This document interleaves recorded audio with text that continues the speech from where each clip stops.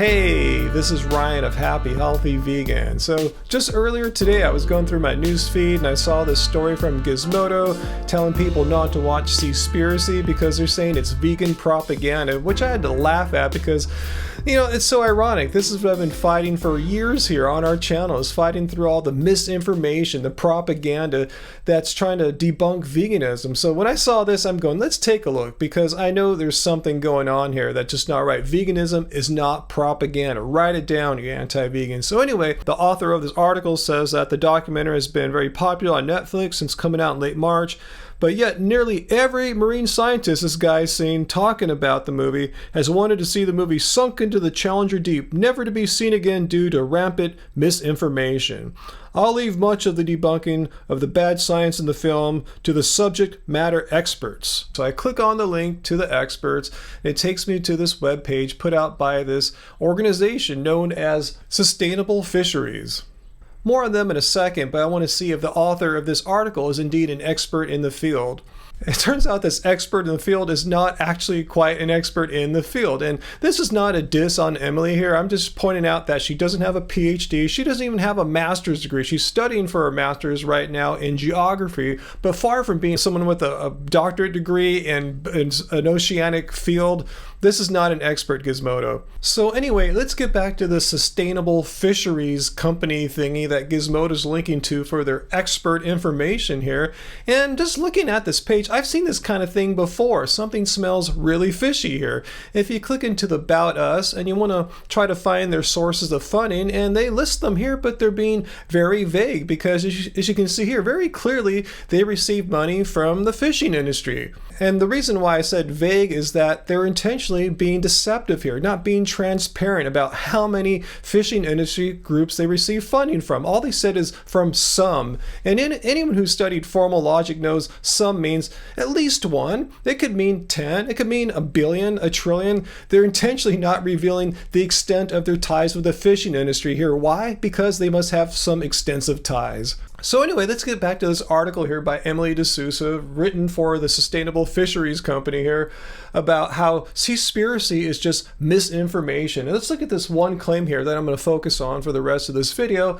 The misinformation from the movie is that the oceans will run out of fish by 2048. And they say the truth is that monitored fishing populations, representing over half of the world's catch, are on average actually increasing in abundance and have been for years. So let's go to Seaspiracy and check out what Ali Tabrizi, the filmmaker, actually said. Did he actually say that there will be fishless oceans by 2048? But perhaps one of the most shocking facts of all came from one of the world's leading fisheries experts, estimating that if current fishing trends continue, we will see virtually empty oceans by the year 2048.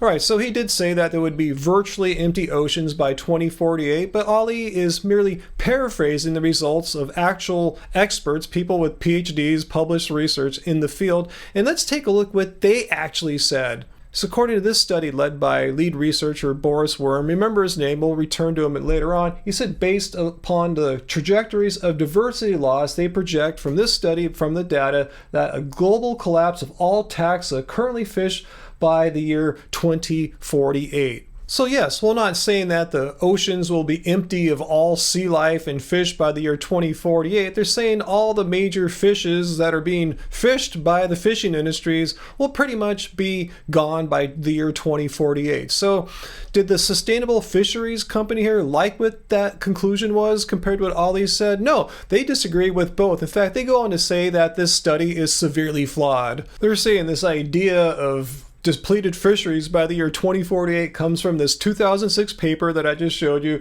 from a misconstrued finding in its press release.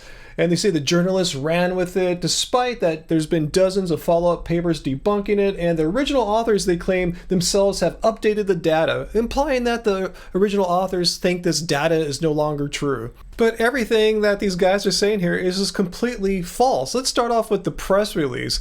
And it's put out by Stanford, not some crazy, wild, radical organization. If you look at the press release, it says pretty much the same thing that the study's conclusion was. That every species of wild-caught seafood, from tuna to sardines, will collapse by the year 2050. So as you see, their claim here about the press release being misconstrued is totally bogus. It says pretty much exactly what the study's conclusion says. So they're lying there.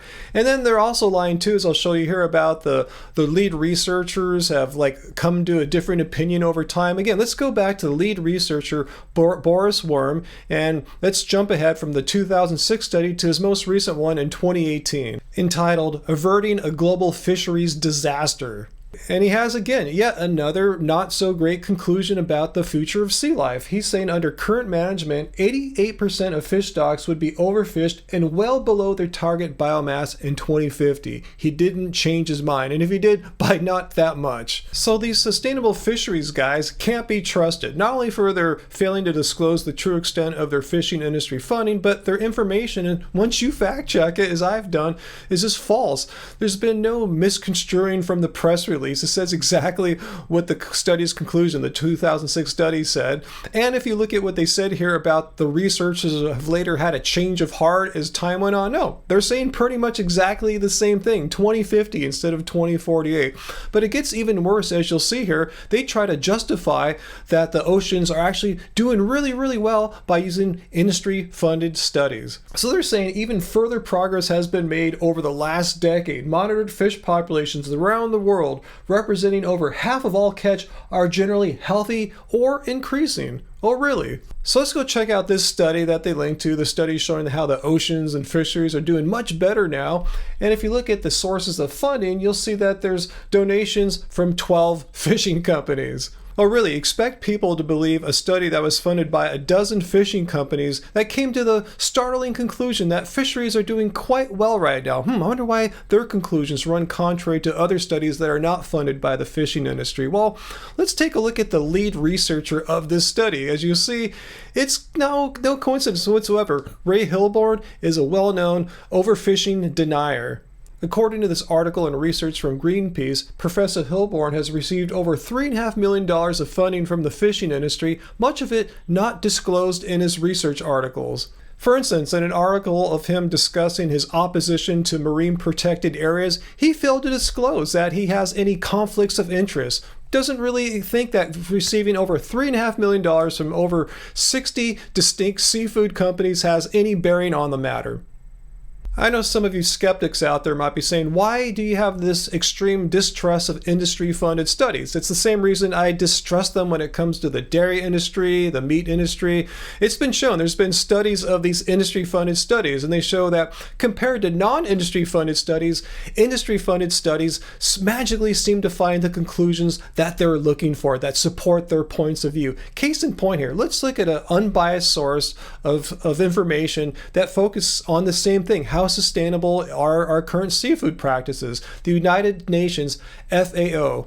And they find that over 90% of our fish stocks are biologically unsustainable or at the maximum level of exploitation. And again, let's compare this conclusion with that from the industry-funded study, which says that fish populations on average are increasing in abundance and have been for years. So yes, it appears that $3.5 million of payola will buy you the conclusion that you're looking for if you're the fishing industry.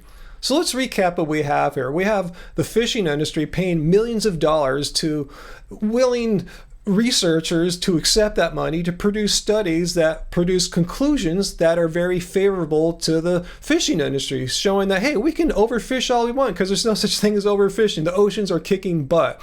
What happens next is that the fishing industry also pays a group like the Sustainable Fisheries Group to be their media piece, their spokespeople, and they produce articles that get picked up by Gizmodo. And Gizmodo takes these articles to be true. And I've showed the article in question here was not written by an expert. In fact, this whole line of information produced from their propaganda was paid for by the fishing industry. Yet Gizmodo has the gall and the lack of research ability to see that this is industry-funded information and calls Seaspiracy vegan propaganda. I mean, there's no propaganda here. Everything that Seaspiracy said, all their information is listed on their website. Go to their facts page, which I'm glad they finally put out. It took them a long time. I could see why, because there's so much information that they had to reference here and debunk them if you think you can, Gizmodo. I mean, I've been doing this for years, covering the misinformation spread by the egg industry, the dairy industry, the cattle industry, and now the seafood industry. It's a pattern I see over and over again. And yes, this is an information war. They pay for these industry-funded studies to get the conclusions they want. The mainstream media picks it up, and then people read about it and believe it to be true. And that's why I make these response videos to show what's really happening. So anyway, before I go on a long rant here, I'm just going to cut it off here, keep it as short as I can. So leave your questions and comments down below. Let me know what you thought about Seaspiracy, and let me know if you saw any of these articles and stories come up in the mainstream media trying to debunk it, and if you saw through the BS as well. Let me know down below. Hit like, please share this video, because that's why I'm making this video, so the counter punch to the misinformation can get out there into the world, and we need it to spread. So share this video and all of social media, and until then guys, let's keep it vegan. When does the pain